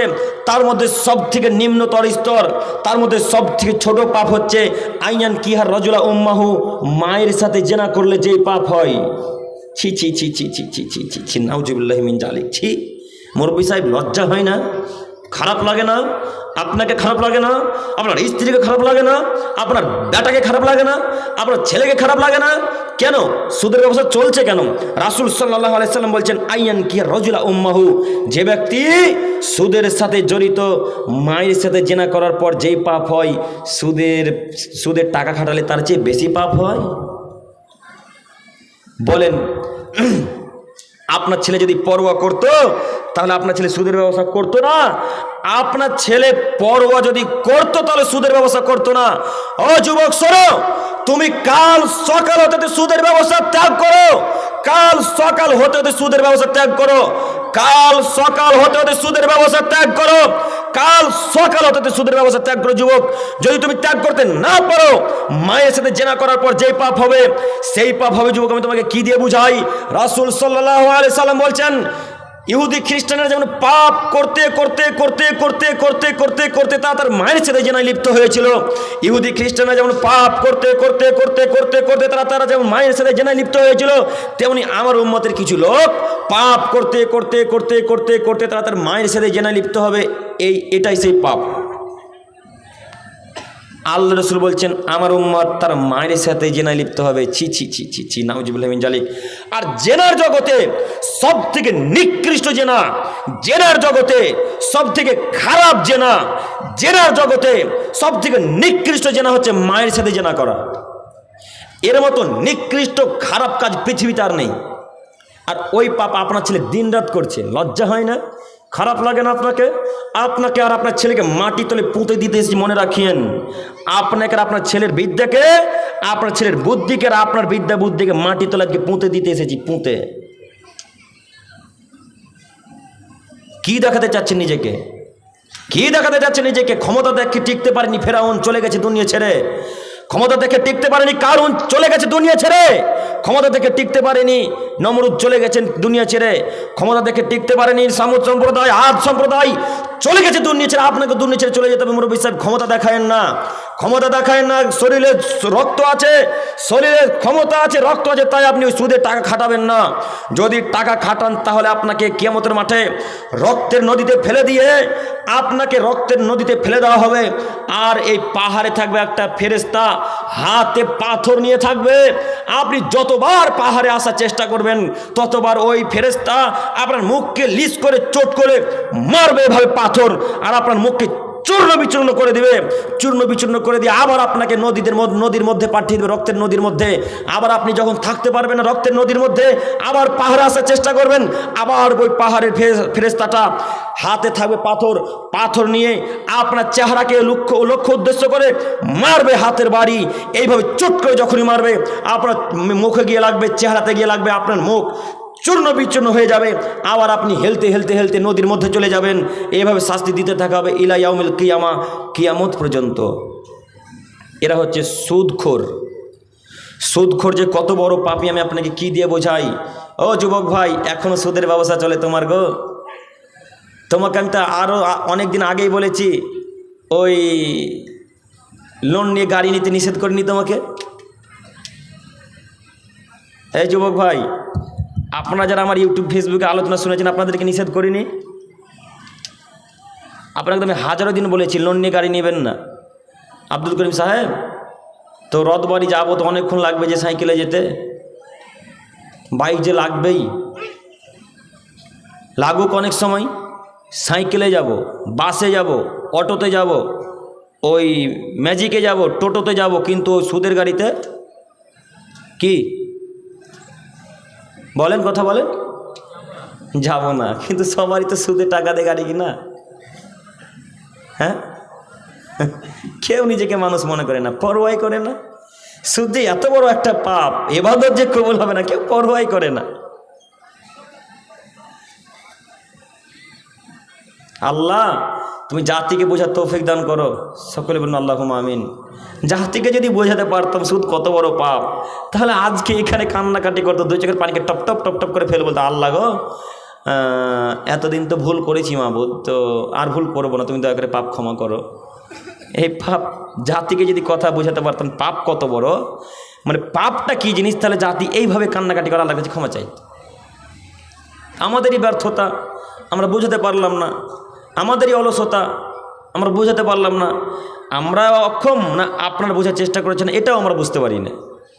নাহলে এত আলোচনা করার পর মানুষের অন্তর পরিবর্তন হয় না কেন? এই সুদের হাদিসটা তো আজকে নতুন শুনলেন কিনা, আগেও শুনেছেন? আগেও নিশ্চিত শুনেছেন। তো তারপরেও তো আপনার ছেলে গাড়ি কিনলো, আরটিআর গাড়িটা ওই সুদের টাকা দিয়ে। মুরব্বী সাহেব আপনাকেই বলছি, আপনার বাড়িতে যে বুলেট গাড়িটা আছে ওটা সুদের টাকা দিয়ে কিনা? সম্মানিত দিনী ভাই, কি দিয়ে আমরা জাতিকে বোঝাই? রাসূল সাল্লাল্লাহু আলাইহি সাল্লাম বলছেন যে হারাম মালে গঠিত দেহ জান্নাতে যাবে না। যে দেহ হারাম মালে তৈরি হয়েছে ওই দেহ জান্নাতে অসম্ভব যাওয়া যাবেই না। প্রমাণ হচ্ছে হাদিস। জাবের রাদিয়াল্লাহু তাআলা আনহু থেকে বর্ণিত, তিনি বলেন রাসূল সাল্লাল্লাহু আলাইহি সাল্লাম বলেছেন, লা ইয়াদখুলুল জান্নাতা লাহমুন নাবাতা মিনুস সুহুদ। যে দেহ হারাম মালে গঠিত সেই দেহ জান্নাতে যাবে না। যে দেহ হারাম মালে তৈরি হয়েছে, বড় হয়েছে, মোটা হয়েছে, তাজা হয়েছে, ওই দেহ জান্নাতে যাবে না। ওয়া কুল্লুল লাহমিন নাবাতা মিনুস সুহুতি কানাতি নারাউলা বিহি। যে দেহ হারাম মালে বড় হয়েছে ওই দেহের জন্য জাহান্নামী যথেষ্ট। যেই দেহ হারাম মালে তৈরি হয়েছে, বড় হয়েছে, ওই দেহের জন্য জাহান্নামী যথেষ্ট। তো বলো তো যুবক, তোমার পুরো দেহটা যে হারাম দিয়ে তৈরি, বলো তুমি জান্নাতের আশা করো কি করে? তুমি যদি তাহাজ্জুদের সালাতে উঠে আল্লাহকে বলো, আল্লাহ হারাম পন্থা ইনকাম করছিলাম মাবুদ, আজ থেকে আর হারাম পন্থা ইনকাম করবো না, তুমি দয়া করে পাপ ক্ষমা করো। আল্লাহ তাআলা তখন এক পর্যায়ে বলবেন, আচ্ছা ঠিক আছে, তোমার পাপ ক্ষমা করলাম। এই অনুভূতি নিয়ে তাওবাতুন নাসুহা, বিশুদ্ধ তওবা করতে হবে। অন্তরে অনুশোচনা নিয়ে বলতে হবে আল্লাহকে, আল্লাহর কোনোদিন এই পাপ করবো না, হারাম কাজে লিপ্ত হব না। যদি এই অনুশোচনা নিয়ে তওবা করো তাহলে তওবা কবুল হবে, নইলে তওবা কবুল হবে না। আর তুমি যদি হারাম কাজে লিপ্তও থাকো আর আল্লাহকে এক পর্যায়ে যদি তাহাজ্জুদে উঠে বলো, আল্লাহ আমার গুনাহ মাফ করো, আমার গুনাহ মাফ করো, আমার গুনাহ মাফ করো, তখন আল্লাহ তাআলা এক পর্যায়ে বলবেন, ও আব্দুল করিম সাহেব, তোমার যে হারামের সাথে সম্পর্ক আছে গো, তোমার ইবাদত যে কবুল হবে না, তোমার ইবাদত কবুল হবে না। হাদিস বুখারী মুসলিম। দেখবেন প্রমাণ, দেখবেন প্রমাণ, দেখুন আপনাকে প্রমাণ দেখাচ্ছি। আবু হুরায়রা রাদিয়াল্লাহু তাআলা আনহু থেকে বর্ণিত, তিনি বলেন রাসূল সাল্লাল্লাহু আলাইহি সাল্লাম বলেছেন, ইন্নাল্লাহা তাইয়্যিব, আল্লাহ তাআলা হচ্ছেন পবিত্র, লা ইয়াকবালু ইল্লা তাইয়্যিবা, আল্লাহ তাআলা পবিত্র ছাড়া কোনো কিছু কবুল করেন না। এই এই এই দেখুন হাদিস বুখারী মুসলিম। ইন্নাল্লাহা তাইয়্যিব, আল্লাহ তাআলা পবিত্র, লা ইয়াকবালু ইল্লা তাইয়্যিবা, আল্লাহ তাআলা পবিত্র ছাড়া কোনো কিছু কবুল করেন না। ওয়া আন্নাল্লাহা আমারাল মুমিনিনা ওয়া আমারা বিহিল মুরসালিন, আল্লাহ তাআলা নবীদের উপর যে আদেশ করেছেন সাধারণ আম জনতার উপরে একই আদেশ করেছেন। আল্লাহ তাআলা নবী রাসূলদের উপর যে আদেশ করেছেন সাধারণ আম জনতা মানুষের উপরে সেই একই আদেশ করেছেন। এই কথা বলতেই আছেন আল্লাহ রসুল, এই কথা বলতেই আছেন আল্লাহ রসুল। বলতে বলতে এক ব্যক্তির উদাহরণ দিয়ে আল্লাহ রসুল বলছেন, সুম্মা জাকারা রাজুলা, এক ব্যক্তি ইউতিলুস সাফার, লম্বা সফর করেছেন। এক ব্যক্তি দূর দূরান্ত সফরে গিয়েছেন, অনেক দূর সফর করেছেন। আশা আকবারা, তার মাথার চুলগুলো উস্কো খুস্কো হয়ে আছে, মুখে হাতে ধুলাবালি লেগে আছে, জামা কাপড় নোংরা হয়ে আছে ধুলাবালিতে। মানে সফর থেকে এলে মুখ হাত যে বোঝা যায় যে সফর থেকে এলো, চুলগুলো ধুলাবালি লেগে থাকে, এরকম ব্যক্তির উদাহরণ দিয়ে আল্লাহ রসুল বলছেন, ইউতিলুস সাফার, লম্বা সফর করেছে। আশা আকবার, তার মাথার চুলগুলো উস্কো খুস্কো হয়ে আছে। এমত অবস্থা আল্লাহ রসুলকে আল্লাহ তাআলা দরবারে হাত তুলে বলছেন, ইয়ামুদ্দু ইয়াদাহু ইলাস সামা, ইয়া রব্বি ইয়া রব্বি। এই ব্যক্তি সফরে থাকা ব্যক্তি বিপদে পড়েছে, বিপদে পড়ে আল্লাহ তাআলার দরবারে দুই হাতকে তুলে দিয়ে কাঁদছে আর বলছে, হে রব্বি, হে আমার প্রতিপালক, হে আমার প্রতিপালক, আমি বড় বিপদে, তুমি আমাকে বিপদ থেকে রক্ষা করো। হে আমার প্রতিপালক, আমি বড় বিপদে, তুমি আমাকে বিপদ থেকে রক্ষা করো। হে আমার প্রতিপালক, আমি বড় বিপদে, তুমি আমাকে এই বিপদ থেকে রক্ষা করো। তখন আল্লাহ রসুল এক পর্যায়ে বলছেন, ওয়া মাতামু হারামুন, ও যুবক ভাই শোনো, ও মাতামু হারামুন, তোমার খাদ্য হারাম, ও মালবাসু হারামুন, তোমার পোশাক হারাম, ও মাসরাবু হারামুন, তোমার পানি হারাম, ও গুজিয়াবিল হারাম, তোমার জীবিকা নির্বাহ হারাম, ফান্না ইস্তু যা বলি জালিক। এই অবস্থায় তোমার দোয়া কিভাবে কবুল হবে বলো? তোমার পোশাক হারাম, খাদ্য হারাম, পানি হারাম, জীবিকা নির্বাহ হারাম, এই অবস্থায় তোমার দোয়া কবুল হবে না। তুমি যদি সফর থেকে কান্নাকাটি করে করে মরে যাও, কান্নাকাটি করতে করতে এক পর্যায়ে যদি মারা যাও, তাহলে তোমার এই দোয়া কবুল হবে না। কেন? পোশাক যদি হারামের হয় তাহলে ইবাদত কবুল হবে না, খাদ্য যদি হারামের হয় ইবাদত কবুল হবে না, টাকা যদি হারামের হয় ইবাদত কবুল হবে না, পানি যদি হারামের হয় তাহলে ইবাদত কবুল হবে না, জীবিকা নির্বাহ যদি উপার্জন যদি হারামের হয় তাহলে ইবাদত কবুল হবে না। হাদিস বুখারী মুসলিম। জাতিকে বুঝাতে পারলাম না হারাম কি জিনিস। যদি বোঝাতে পারতাম তাহলে জনগণের টাকা মেরে খেত না, জনগণের টাকা মেরে খেত না। আপনাদের গ্রামে ওই টাকা আছে, বাড়ির টাকা আছে, বাড়ির টাকা দেয় কত করে দেয়? 1,20,000। তো উপর থেকে কি 1,20,000 আছে টাকা? নিশ্চিত 3,70,000 আছে, তাই না? কত না, 1 কোটি আছে না, এটা পঞ্চায়েত। আচ্ছা যাই, তো 1,20,000 আপনারা পান, কম পান আরো, তাই না? আচ্ছা আচ্ছা আচ্ছা। তো আল্লাহ রাসূল সাল্লাল্লাহু আলাইহি সাল্লাম বলেন হারাম পন্থা ইনকাম করে তোমাদের ইবাদত কবুল হবে না। ও মুরব্বী সাহেব, ওই যে বাড়ি সেদিন টাকা মেরে খেলেন, 1,20,000 টাকা এলো পঞ্চায়েতে, তো যাদের বাড়ির টাকা এসেছে সে পেল 1 লাখ, আর আপনি নিলেন যে 20,000। এই টাকাটা কি আপনার বাপের টাকা? হ্যাঁ, এটা কি আপনারও হক আছে না? ওই যার নাম এসেছে সে পাবে? কে পাবে? কে 1,20,000 টাকাটা? তে এতক্ষণ কথা বলতে লাগছে, যার নামে এসেছে সে পাবে। তা আপনি নিলেন কেন? আপনি নিলেন কেন? ক্ষমতা আছে তো কিয়ামতের মাঠে নেকি দিয়ে বুঝিয়ে দিতে পারবেন তো? ক্ষমতা আছে তো নেকি দিয়ে বুঝিয়ে দিতে পারবেন তো কিয়ামতের মাঠে? আচ্ছা একটা উদাহরণ দিই, চেয়ারম্যানের দিকে তাকান তো সবাই, মা বোনেরা এক খেলে আমার দিকে চেয়ে থাকুন, মা বোনেরা আপনাদেরকে বলছি এক খেলে চেয়ে থাকুন।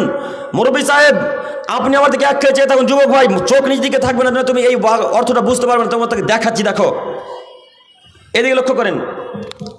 এটা হচ্ছে চেয়ারম্যান সাহেবের গমের বস্তা, আর এটা হচ্ছে জনগণের গমের বস্তা। তো জনগণের গমের বস্তা থেকে কয়েকটা কিছু গম, না না কিছু নয়, 100 মতো না, 100 নয়, একটা গম জনগণের গমের বস্তা থেকে চেয়ারম্যান সাহেবের গমের বস্তার উপর পড়ে গেছে। তো চেয়ারম্যান সাহেব দাঁড়িয়েছিল ওই জায়গাতে উপস্থিত। চেয়ারম্যান সাহেব দেখলেন যে জনগণের গমের বস্তা থেকে একটা গম আমার বস্তা থেকে চলে এলো। তো চেয়ারম্যান সাহেব তার নিজের বস্তা থেকে গমটাকে তুলে ওই জনগণের গমের বস্তার উপর রাখলেন না। এবার চলে গেছেন হজ মৌসুমে হজ করতে। হজ মৌসুমে হজ করতে গিয়ে আল্লাহ তাআলাকে এক পর্যায়ে কাবার গিলাপে মাথা ঠুকছে আর বলছে, কাবার গিলাপে মাথা ঠুকছে আর বলছে, কাবার গিলাপে মাথা ঠুকে ঠুকে রক্ত বের করে দিয়েছে। রক্ত বের করে দিয়ে আল্লাহকে বলছে, আল্লাহ আমি মালদা জেলায় অমুক গ্রামে একটা গম মেরে খেয়েছিলাম গো মাবুদ, তুমি আমার এই গুনাহ ক্ষমা করো। আল্লাহ মালদা জেলায় অমুক গ্রামে আমি একটা গম মেরে খেয়েছিলাম গো মাবুদ, তুমি আমার এই গুনাহ ক্ষমা করো। এই চেয়ারম্যান সাহেব যদি কাবার গিলাফে মাথা ঠুকে ঠুকে যদি রক্ত বের করে মারা যায়, এই পাপ ক্ষমা হবে না, এই পাপ ক্ষমা হবে না চেয়ারম্যান সাহেব, এই পাপ ক্ষমা হবে না মুরব্বী সাহেব, এই পাপ ক্ষমা হবে না ক্যাশিয়ার সাহেব। মনে রাখবেন আল্লাহ তাআলা এক পর্যায়ে বলবেন, ও চেয়ারম্যান সাহেব ওটা যে আমার পাপ নয় গো, ওটা যে জনগণের গম, ক্ষমা যদি নিতে হতো জনগণের কাছে গিয়ে ক্ষমা চাও, এটা আমার পাপ নয়। জেনা ছিল আমার পাপ, সুদ ছিল আমার পাপ, পিতামাতার অবাধ্য চলেছে পাপ ছিল আমার পাপ, শিরক ছিল আমার পাপ, সালাত আদায় করনি এটা ছিল আমার পাপ, বেদাত করেছে এটা আমার পাপ, এই পাপ আমি ক্ষমা করতে পারবো চেয়ারম্যান সাহেব। জনগণের টাকা মেরে খেয়েছেন, জনগণের চাল মেরে খেয়েছেন, জনগণের গম মেরে খেয়েছেন, এই পাপ যে আমি আল্লাহ তাআলা ক্ষমা করতে পারবো না চেয়ারম্যান সাহেব।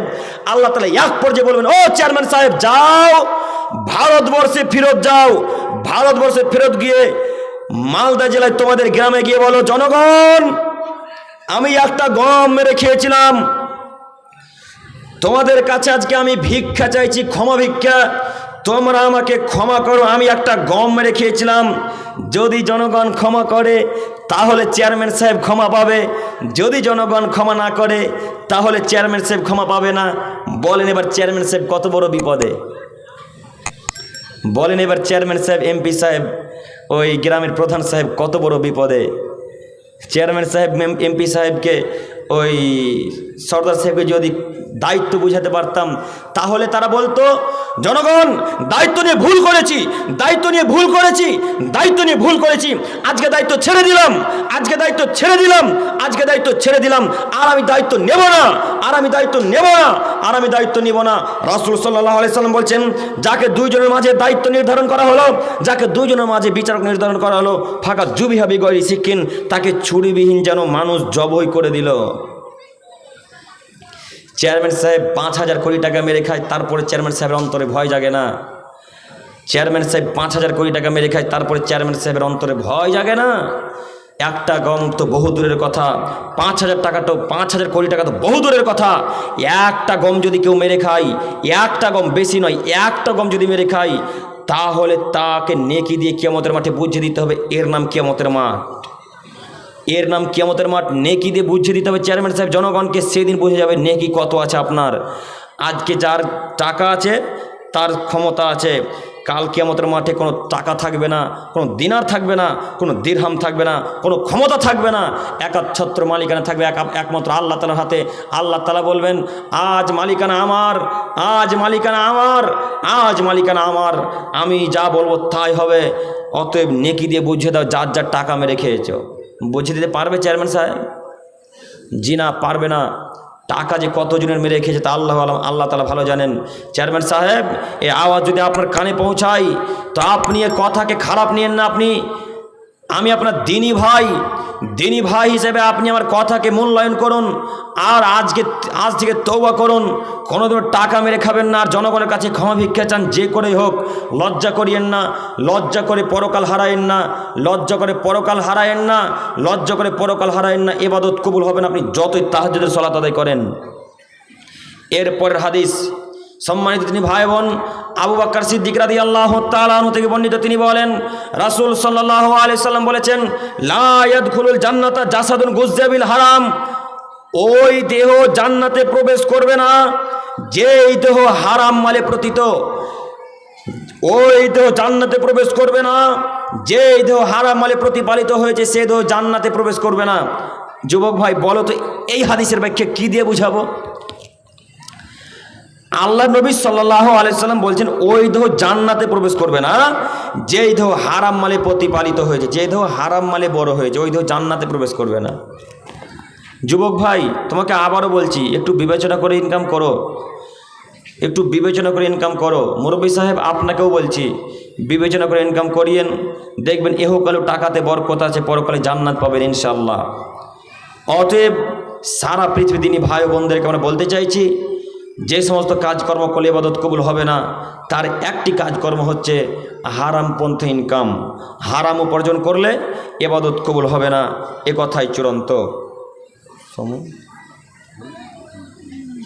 আর কিছুক্ষণের মধ্যে সম্মানিত তিনি ভাই বোন, বলছিলাম এরপরের হাদিস, আনাস রাদিয়াল্লাহু তাআলা আনহু থেকে বর্ণিত, তিনি বলেন, রাসূল সাল্লাল্লাহু আলাইহি সাল্লাম একদা রাস্তা দিয়ে যাচ্ছিলেন। মাররা নবী সাল্লাল্লাহু আলাইহি সাল্লাম বিতামরাতিন ফিত তরিক, একদা আল্লাহ রাসূল রাস্তা দিয়ে চলে যাচ্ছিলেন। রাস্তা দিয়ে যেতে যেতে যেতে যেতে যেতে যেতে দেখলেন খেজুর একটা রাস্তায় পড়ে আছে, একটা খেজুর রাস্তাতে পড়ে আছে।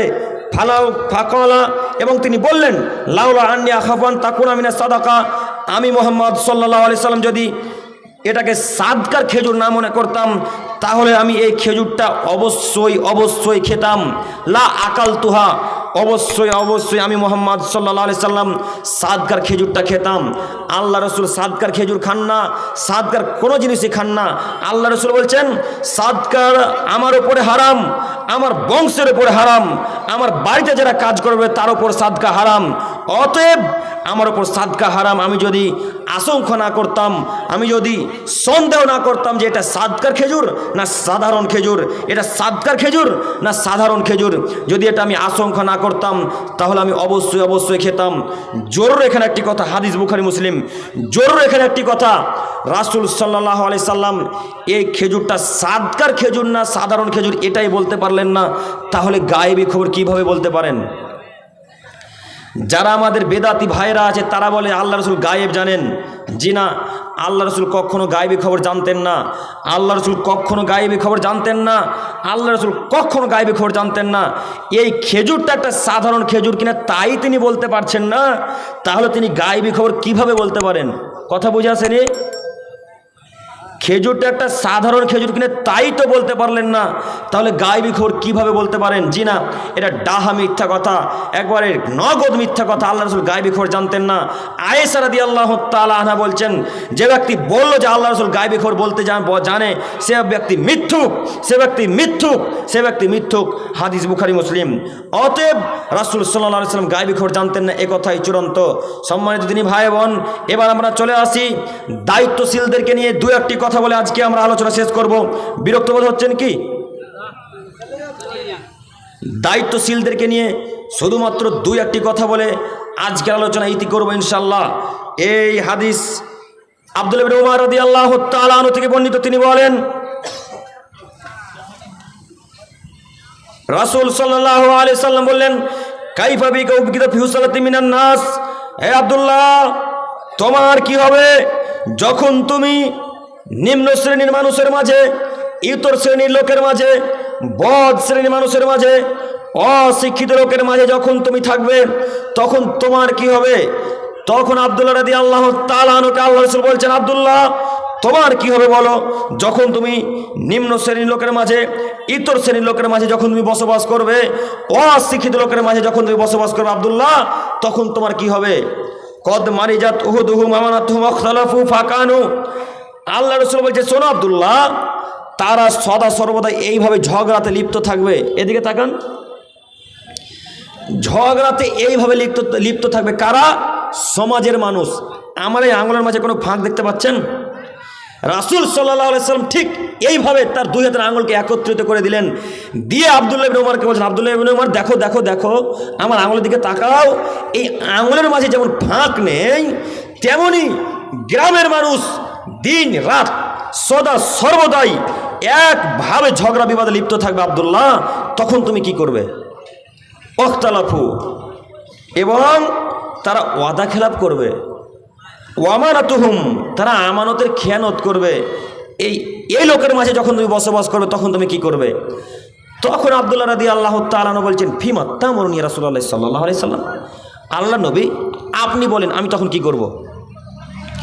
আপনি বলে দেন তখন আমি কি করব?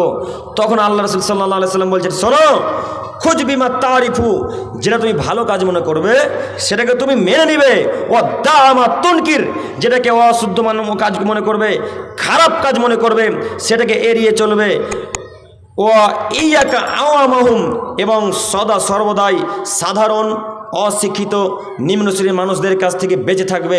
অফিরাওয়াইতিন, আরেকটি বর্ণনায় পাওয়া যায়, আলজিম বাইতাক, বাড়িতে অবস্থান করবে, অমসিক আলাইকা লিসানাক, মুখকে বন্ধ করে তাহলে বেঁচে যাবে, খুঁজবিমা তারিফু, যেটা ভালো কাজ মনে করবে সেটাকে মেনে নেবে, ও দামা তুনকির, যেটাকে খারাপ কাজ মনে করবে সেটাকে এড়িয়ে চলবে, ও আলাইকা বি খসরাতি নাফসিক, এবং সর্বসাধারণ আম জনতা যারা অশিক্ষিত মানুষ তাদের কাছ থেকে এড়িয়ে চলবে, ও দা আমরাল আম্মা, যারা অশিক্ষিত, বেহায়া, নির্লজ্জ, অসভ্য, ইতর শ্রেণীর মানুষ যখন সমাজে দায়িত্ব দিবে তখন তুমি এদের কাছ থেকে এড়িয়ে চলবে। একটা হাদিস একটু মনে রাখেন, আর একটা হাদিস বলবো তারপরে ব্যাখ্যা।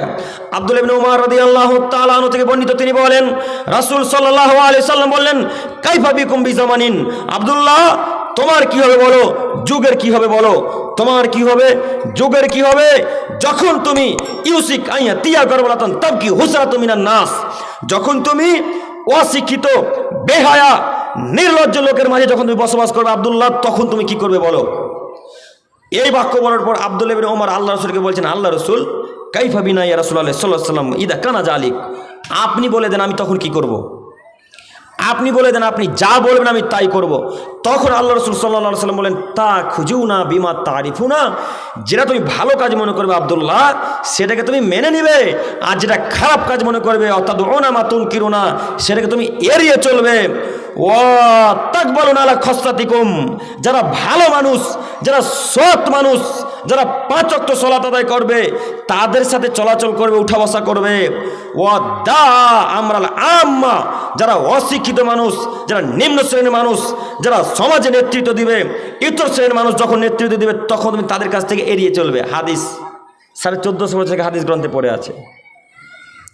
আল্লাহ রসুল বলছেন আব্দুল্লাহকে, আব্দুল্লাহ যখন সমাজে অশিক্ষিত, বেহায়া, নির্লজ্জ, অসভ্য মানুষ যখন নেতৃত্ব দিবে তখন তুমি তাদের কাছ থেকে এড়িয়ে চলবে।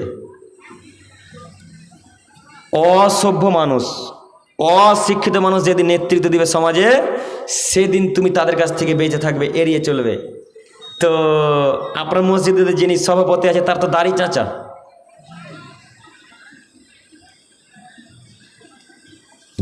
এদিকে আমার দিকে তাকান। আপনাদের মসজিদে যিনি সভাপতি আছে যার মুখে দাড়ি নেই সে আবার সভাপতি, যার প্যান্টটা দিন রাত চাকরুর নিচে থাকে সে আবার সর্দার, যে 5 ওয়াক্ত সালাত তো বহু দূরের কথা, জুমার সালাত আদায় করতে জানে সে আবার ক্যাশিয়ার। ছি ছি ছি ছি ছি ছি ছি। মানুষের বিদ্যা যেতে যেতে যেতে যেতে যেতে যেতে একেবারে চলে গেছে, সব বিক্রি করে বাজারে খেয়ে নিয়েছে, বিদ্যাই নাই মাথাতে, যাচ্ছে সবই গোবর। রাসূল সাল্লাল্লাহু আলাইহি ওয়াসাল্লাম বলছেন, সমাজে যখন অশিক্ষিত, বেহায়া মানুষ, নিম্ন শ্রেণীর মানুষ, অশিক্ষিত মানুষ যেদিন নেতৃত্ব দিবে আব্দুল্লাহ সেদিন তুমি বেঁচে থাকবে। বলুন, যার মুখে দাড়ি নেই ওই সভাপতি আবার শিক্ষিত মানুষ কি করে হতে পারলো? যার প্যান্ট টাকনো যে দিন রাত পরে থাকে সে আবার সমাজের সর্দার কি করে হতে পারলো?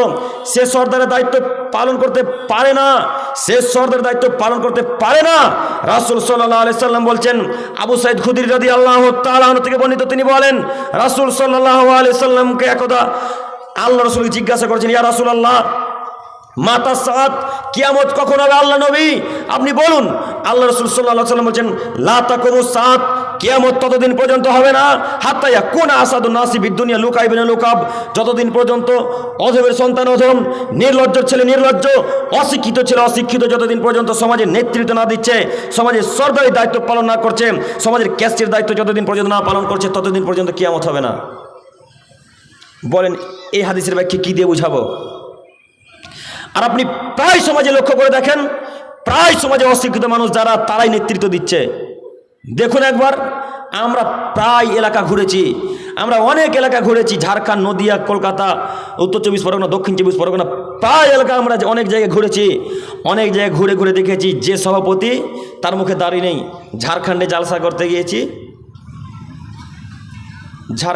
ঝাড়খণ্ডে জালসা করতে গিয়েছি, তো আমাকে এসে বলছে আমি সভাপতি সাহেব, তো মুখে দাড়ি নেই।